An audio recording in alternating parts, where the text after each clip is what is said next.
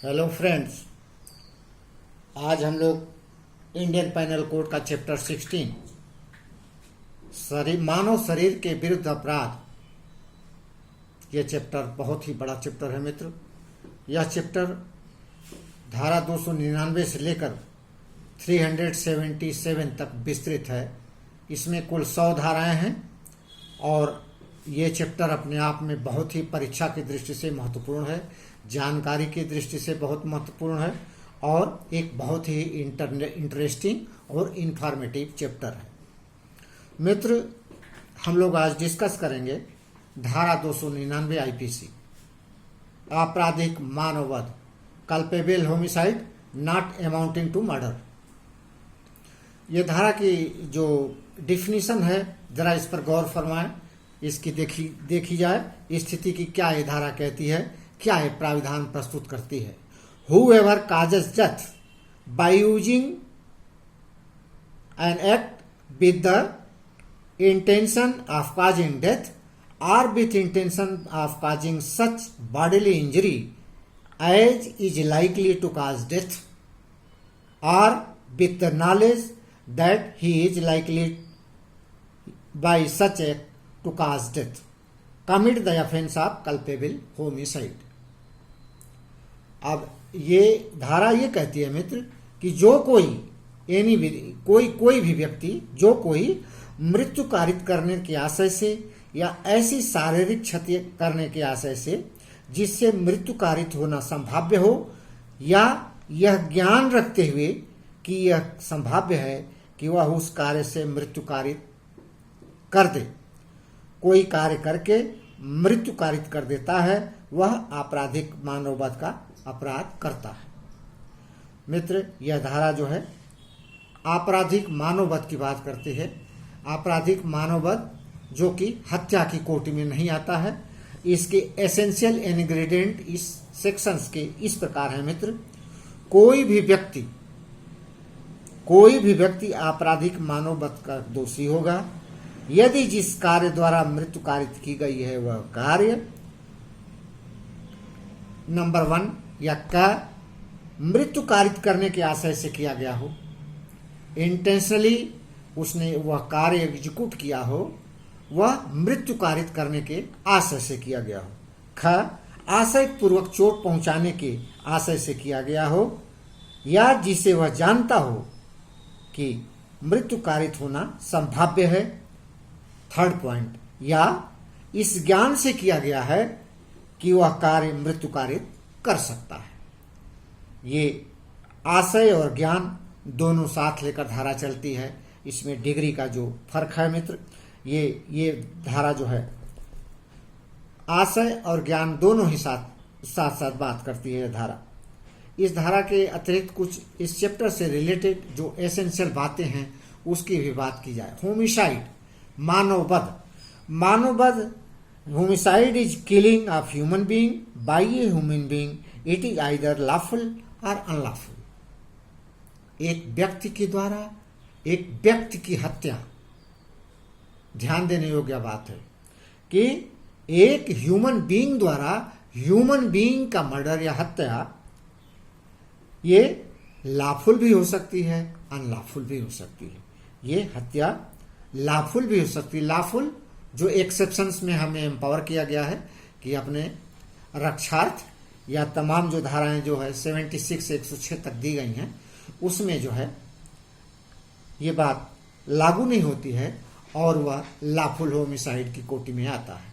Unlawful की कोटि में, होमिसाइड की कोटि में मित्र, अनलॉफुल होमिसाइड की कोटि में section 299 culpable homicide not amounting to murder, section 300 murder, section 304 rash negligent act, section 305 306 suicidal, ये डेथ होती है इसमें। तो मित्र, इस प्रकार हम लोगों ने ये आवश्यक जो इसकी बातें हैं उस पर हम लोगों ने गौर फरमाया। पिछले सेगमेंट में हम लोगों ने मेंस रिया में, कॉमन इंटेंशन कॉमन ऑब्जेक्ट में हम लोगों ने इंटेंशन और नॉलेज की बात की है मित्र।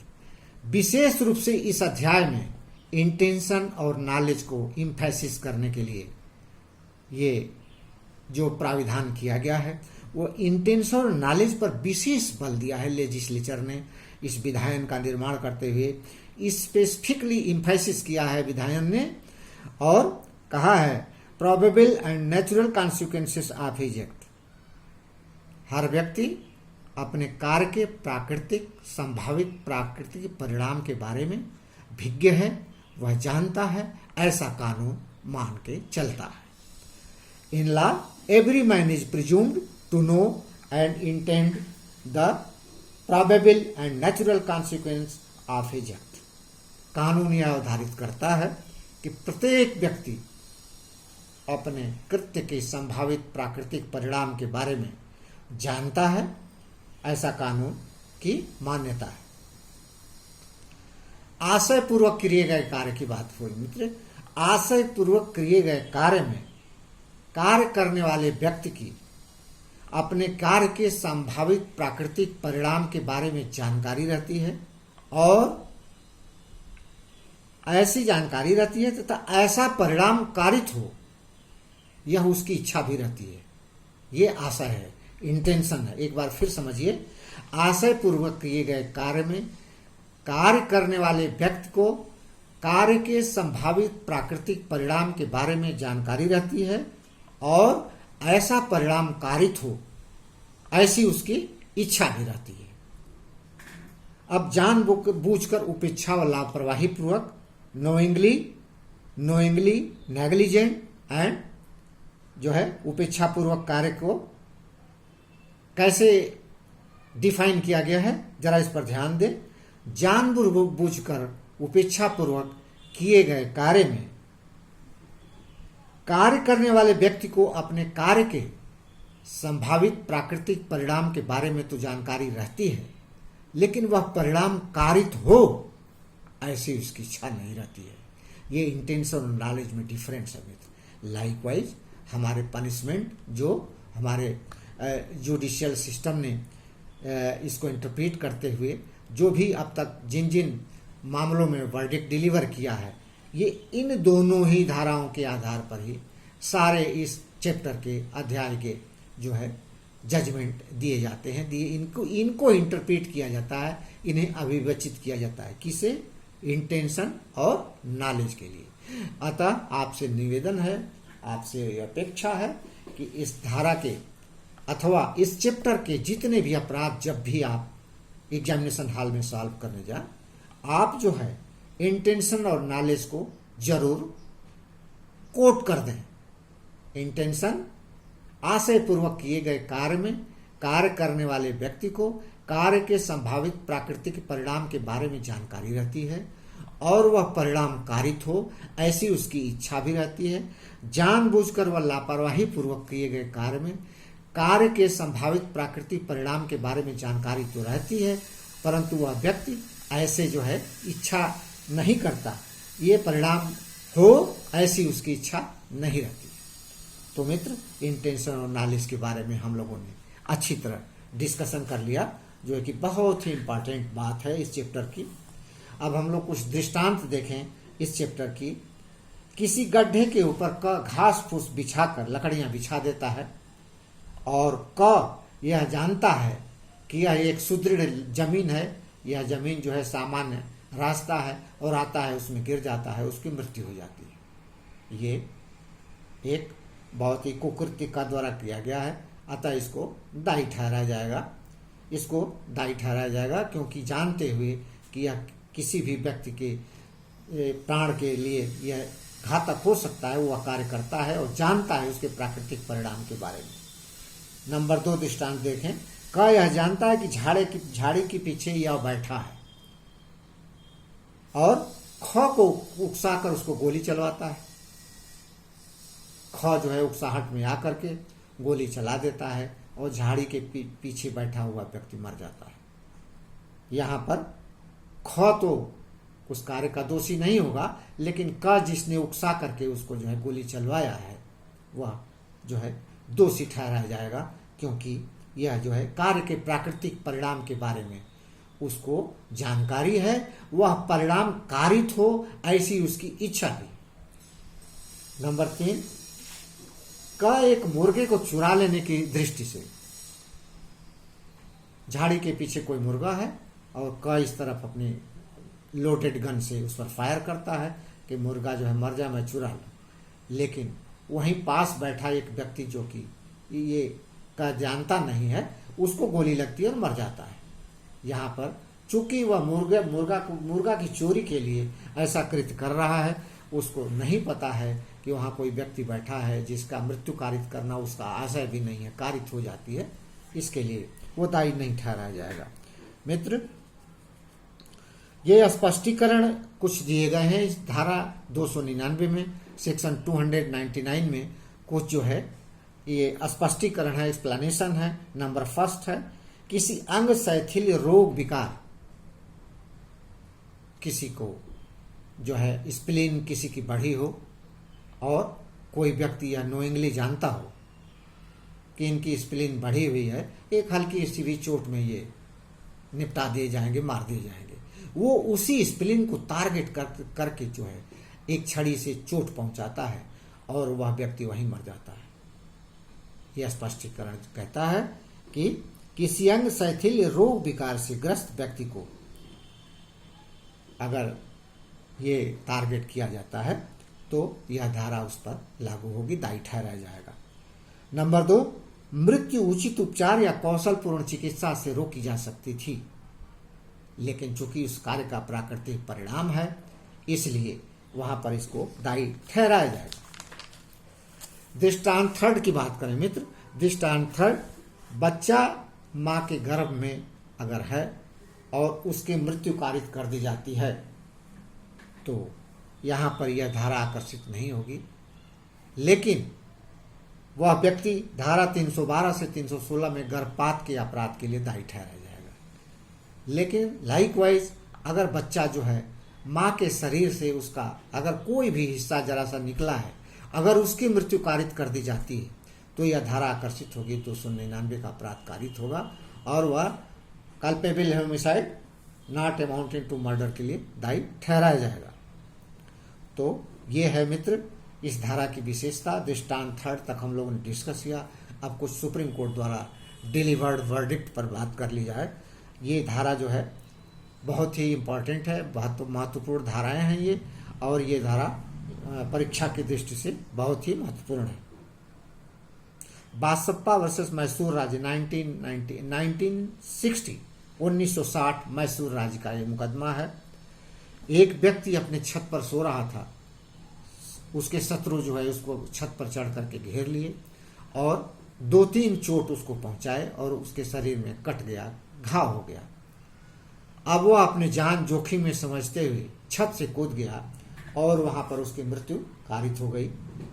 माननीय न्यायालय ने निर्धारित किया कि यह जो है उसी डर, उसी भय के कारण वह अपनी जान गंवा बैठा, वह उसी के कॉन्सिक्वेंसेस थे और इनको दायी ठहराया गया। Number 2 Mitra, Joginder Singh versus state of Punjab 1979 CRLA 1406 supreme court 1876।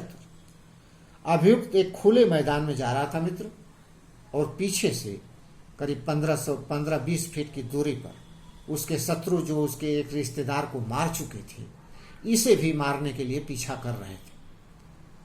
यह 15-20 फीट की दूरी पर थे। इसने ये समझा कि अब हमारी जान जोखिम में है और एक कुएं में कूद गया। कुएं में कूदने की वजह से उसकी मृत्यु हो गई।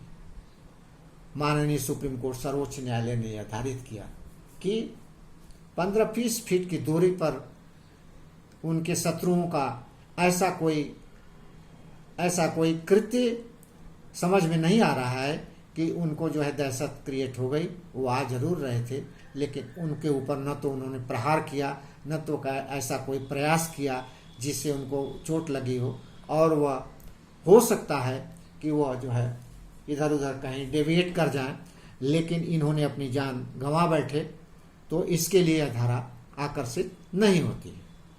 नंबर 3 है मित्र, राम प्रसाद बनाम बिहार राज्य।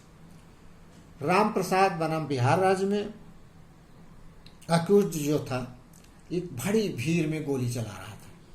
एक व्यक्ति खा के मृत्यु हो गई। माननीय न्यायालय ने निर्धारित किया कि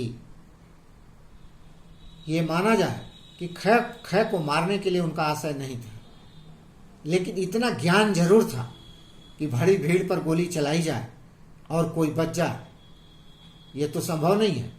इसलिए इन्हें ज्ञान जरूर था, इसलिए सेक्शन 299 के ये सब क्लास 3 के अनुसार जानकारी के आधार पर इनको जो है दोषी ठहराया गया। इस धारा की विशेषता ये भी है मित्र कि एक्ट एंड एमिशन दोनों ही शामिल हैं।